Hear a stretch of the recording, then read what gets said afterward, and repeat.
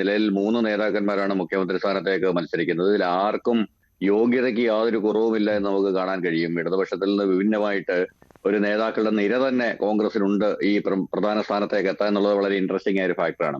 അപ്പൊ അതിനകത്ത് K C Venugopal ഉണ്ട്, രമേശ് ചെന്നിത്തലയുണ്ട്, വി ഡി സതീശനുണ്ട്.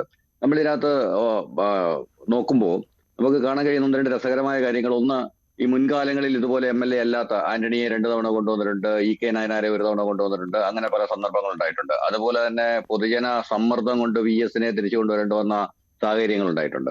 ഇവിടെ നമ്മൾ നോക്കുന്ന 1-2 കാര്യങ്ങൾ. ഒന്ന്, ഇപ്പൊ നടക്കുന്ന ഒരു വലിയ കോമഡി ഷോ ആണ് തെരുവുകളിൽ നടക്കുന്നത്. കാരണം ഈ തെരുവുകളിൽ ജനം ഇറങ്ങി ഒരു നേതാവിന് വേണ്ടിയിട്ട് വലിയ പ്രഖ്യാപനങ്ങളൊന്നും ഉണ്ടാവില്ല. കോൺഗ്രസിൽ നടക്കുന്നതെല്ലാം സ്പോൺസേർഡ് ആണ് എന്ന് അത്യാവശ്യം ജനങ്ങൾക്കൊക്കെ അറിയാം. അപ്പൊ പിന്നെ എന്തായാലും ഈ സോഷ്യൽ മീഡിയ ഹൈപ്പും തമാശകളും ഒക്കെ ഇങ്ങനെ നീളുന്നത് കൊണ്ട് ഏറ്റവും വലിയൊരു ഗുണമെന്ന് പറയുന്നത് UDF അധികാരത്തിൽ വരുമ്പോൾ എന്റർടൈൻമെന്റിന് ഒരു കുറവുണ്ടാവില്ല. കാരണം എല്ലാ ദിവസവും എന്തെങ്കിലുമൊക്കെ സംഭവിച്ചുകൊണ്ടേയിരിക്കും.